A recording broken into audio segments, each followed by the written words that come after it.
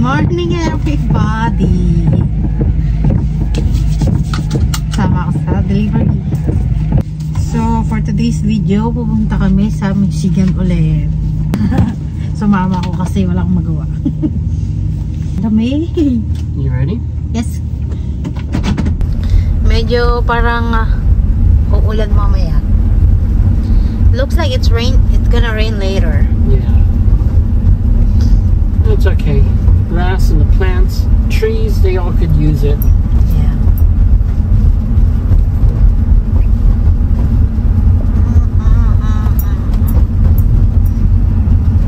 Hindi ko alam kung ano ang topic natin for today's video. Wala na tayong ma-topic, wala na tayong ma-content.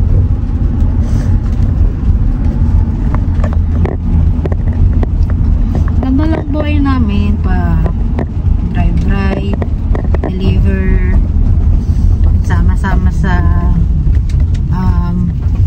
fiancé ko. Ganda talaga ang buhay namin. Tahimik, no? Pero sabi sa kanya yan, paper, may mga chismosa rin daw dito. Hindi ko lang din daw alam. Meron daw din dito. Kasi meron siyang katrabaho, gossip girl. Ayaw niyang kausapin kasi nga daw nagchichismis daw siya sa lahat ng mga empleyado.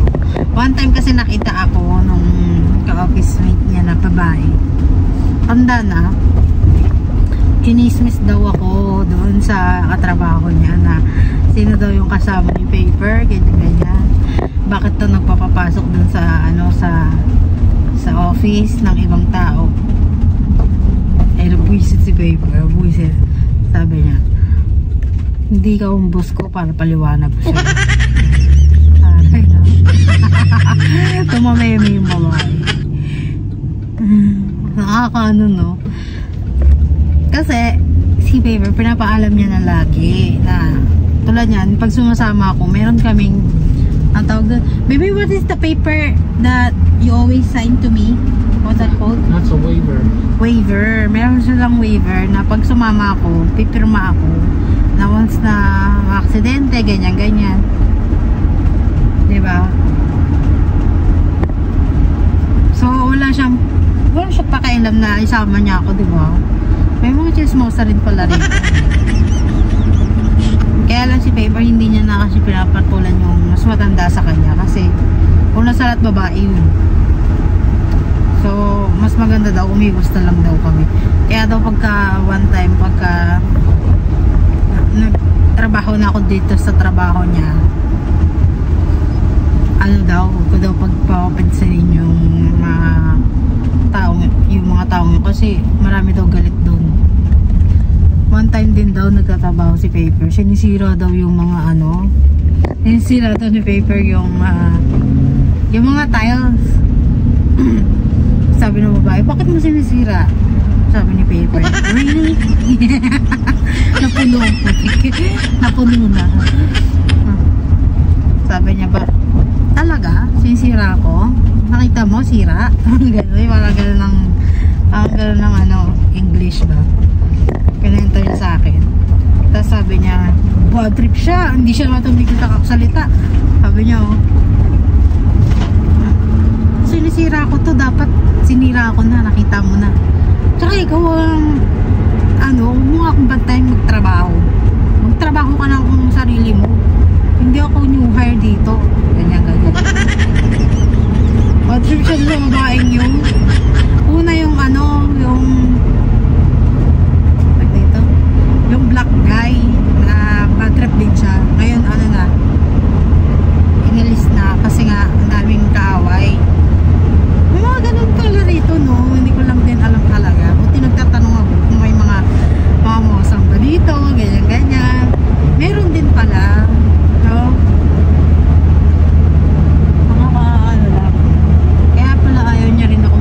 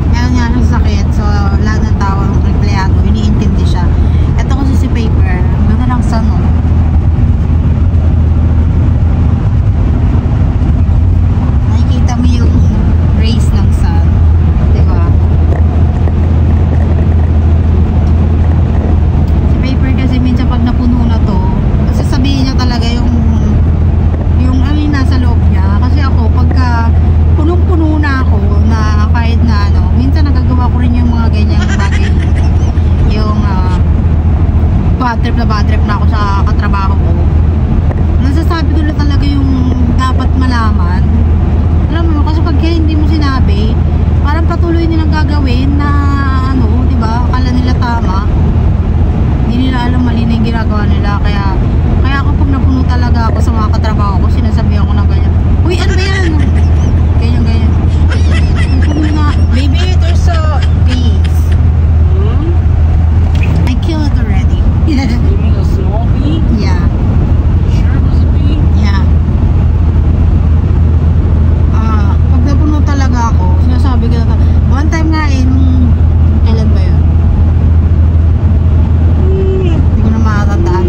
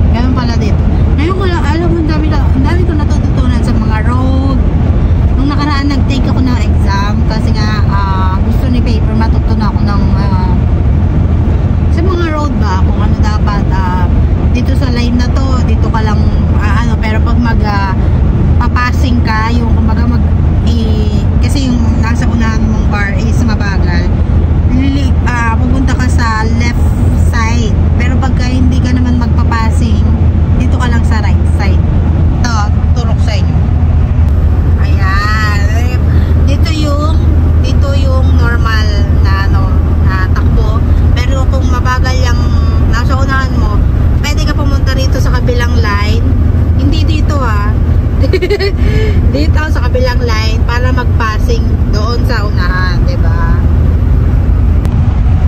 Ang dami ko na natututunan sa mga sign, sa ano, hindi ko alam dati. Ang alam ko lang na sign is yung no U-turn, no entry, tapos yung tawag dito. Yung mga iba, ayun lang. Ayun na siguro alam. Tapos may, di ba may yellow na line, tapos may white na line. Yung yellow line, ayun pala yung meaning ng kung magpapassing through ka. Pero yung white line, yung normal ano ka lang. Kasi minsan kasi merong mga old people na nagdadrive pa rin hanggang ngayon. Mabagal na sila magpatakbo. So, kailangan iintindihin mo sila. So, kailangan pagka may mabagal kang nasa unahan mo, liko ka lang dito sa left side. Tama to, left to, diba? So, punta ka lang dito sa left side, tapos pwede mo silang maging mabilis para maging unahan ka doon sa mabagal, diba? Ganun pala yun. Ang dami ko na natututunan. Nakakatawa.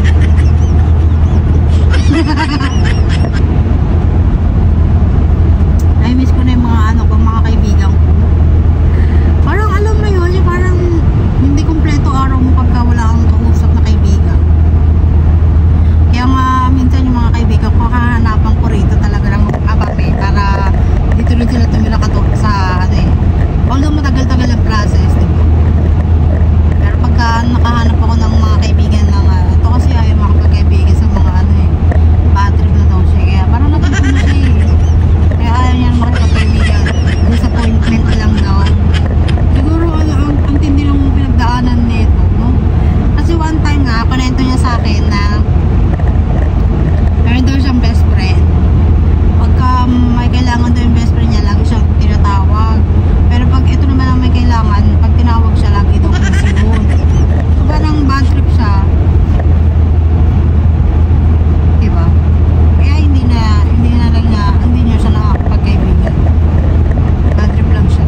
Alam mo, kaya sumama ako kasi nga ito, ang van ang gamit namin. Ayoko kasi yung truck. Itong van medyo okay yung buwan. So, minsan na ano ko rin si paper na napagtatanto ko rin na minsan may mga ganun talagang tao na gusto pag may kailangan lang saka lalapit sa'yo. Pero pagka wala namang kailangan or ikaw ang may kailangan, hindi naman silang may mga ganyan akong kaibigan. Kaya ngayon hindi na kami magkaibigan. Ano ko na sila, friendship over na. Diba? Minsan marirealize mo rin na ay, itong taong to ginagamit lang ako, diba? Huwag ganon yung kaibigan mo lang yung tao dahil ginagamit mo siya. Huwag, kasi ang tunay na kaibigan, kahit hindi mo gamitin or kahit hindi naman sa hindi sa ay nag-ask ka pala ng ng return hindi ganon. Kasi ang kaibigan, kung totoong kaibigan ka, kahit hindi mo alam, kahit hindi ka mag-ask ng return, magkukusay ang magtanong na ay kailangan mo ng tulong, kailangan mo ng ganyan-ganyan. Diba? Ganon ang totoong kaibigan, hindi yung ay nangihingi ka pala ng kapalit Hindi po. Kung totoong kaibigan ka, maiintindihan mo yan. Hindi naman yung kaibigan ka, ikaw lang lagi ang kamig ng